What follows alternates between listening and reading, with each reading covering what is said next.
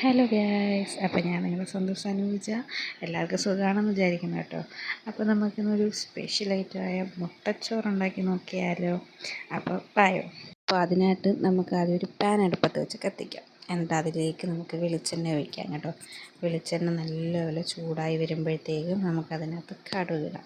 കടുക് നല്ല രീതിയിൽ പൊട്ടി വരുമ്പോഴത്തേക്കും നമുക്ക് സവാളയും പച്ചമുളകും കൂടെ ചെറുതായിട്ട് അരിഞ്ഞതിനകത്തിടാം. കൊച്ചുള്ളി ആണെങ്കിലും മതി കേട്ടോ. അപ്പോൾ എനിക്ക് കൊച്ചുള്ളി ഒരുപാടെടുത്ത് അരിഞ്ഞ് നിൽക്കാൻ വയ്യാത്തതുകൊണ്ടാണ് ഞാൻ സവാള എടുക്കുന്നത്. ഇതിനകത്ത് കരിയാപ്പില വേണമെങ്കിൽ ഇടാം കേട്ടോ. എൻ്റെ കരിയാപ്പില ഇല്ലാത്തതുകൊണ്ട് ഞാൻ പിന്നെ ഇട്ടില്ല.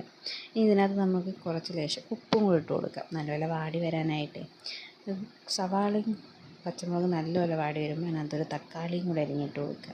തക്കാളി നല്ലപോലെ ഉടച്ചെടുക്കണം കേട്ടോ. തക്കാളി ഇതുപോലെ ഉടഞ്ഞ് വരുമ്പോഴത്തേക്ക് നമുക്ക് പൊടികളിടാം. മുളക് പൊടി, ഞാൻ ചിക്കൻ മസാലയാണ് കേട്ടോ ഇട്ടേ. സാധാ മസാലയാണെങ്കിൽ അതും ഇടാം, ഏതാണെന്ന് വെച്ചാൽ നമ്മുടെ ഇഷ്ടം പോലെ. അപ്പോൾ ഇത് രണ്ടും നമുക്ക് നല്ലപോലെ പച്ചമണം മാറുന്നിടം വരെ നല്ലപോലെ മൂപ്പിച്ചെടുക്കണം. പൊടിയുടെ പച്ചമണമൊക്കെ മാറി വരുമ്പോഴത്തേക്കും നമുക്ക് അരപ്പ് കണ്ട് ഇങ്ങനെ സൈഡിലോട്ട് മാറ്റി വെച്ചിട്ട് അതിനകത്തോട്ട് നമുക്ക് മുട്ട ഒഴിക്കാം കേട്ടോ. അപ്പം ഞാനൊരു 3 മുട്ടയാണ് ഒഴിച്ചിരിക്കുന്നത്. നമ്മുടെ അനുസരിച്ച് മുട്ട എടുക്കാം നമുക്ക്. അങ്ങനെ ഞാൻ അതിലേക്ക് മുട്ടയ്ക്കകത്ത് ഉപ്പും കുറച്ച് കുരുമുളക് പൊടിയും കൂടി ഇട്ടു. ഉപ്പിടുന്നത് എനിക്ക് ഭയങ്കര പേടിയുള്ള കാര്യമാണ്, കാരണം കൂടിപ്പോയി കഴിഞ്ഞാൽ പിന്നെ ആരും തിന്നില്ല. അതുകൊണ്ട് ഞാൻ ശകലം ഉപ്പേ ഇട്ടോളൂ കേട്ടോ. എന്നിട്ട് നമുക്ക് ഇതുപോലെ ചിക്കി എടുക്കാം. മുട്ട നല്ലപോലെ വേവിച്ച് ചിക്കിയെടുക്കണം.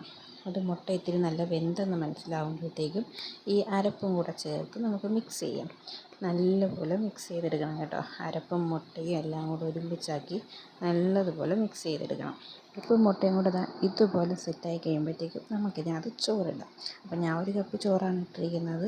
ചോറൊക്കെ നമ്മുടെ ഇഷ്ടാനുസരണം ഇടാം കേട്ടോ. ചോറ് കഴിക്കുന്നവർക്ക് അതനുസരിച്ച് ഇടാം. അപ്പം വേണ്ടവർക്ക് ഇതിനകത്ത് സ്വല്പം ഉപ്പും കൂടി ഇടാം. അപ്പം ഞാൻ ഉപ്പൊന്നും ഇട്ടില്ല.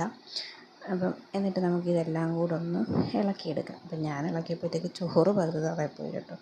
അങ്ങനെ പിന്നെ അമ്മയുടെ കൊടുത്തു. അമ്മ കണ്ടേ പിന്നെ എല്ലാം കൂടെ ഒരുമിച്ചാക്കി സെറ്റാക്കി ഇളക്കി തന്നു കേട്ടോ. ഇളക്കി എല്ലാം കൂടെ വേവിച്ച് നമ്മുടെ ചോറൊന്ന് ഒന്ന് ചൂടായി ഒന്ന് വരുമ്പോഴത്തേക്കും നമുക്ക് ഗ്യാസ് ഓഫ് ചെയ്യാം കേട്ടോ. അപ്പോൾ ഗൈസ്, നമ്മുടെ വീട്ടിലുള്ള കുറച്ച് സാധനങ്ങൾ വെച്ച് നമ്മളൊരു മുട്ടച്ചോറ് ഉണ്ടാക്കിയിട്ടുണ്ട്. അപ്പോൾ എല്ലാവരും ഒന്ന് ട്രൈ ചെയ്ത് നോക്കണം കേട്ടോ. അതിൻ്റെ ചൂടോടെ ഞാൻ സെർവ് ചെയ്തു. അപ്പോൾ ഗൈസ്, എല്ലാവരും ട്രൈ ചെയ്ത് നോക്കിയിട്ടൊന്നും കമൻറ്റ് ഇട്ടേക്കണേ. ഇന്നത്തെ വിശേഷങ്ങൾ ഇത്രയേ ഉള്ളൂ. Bye bye.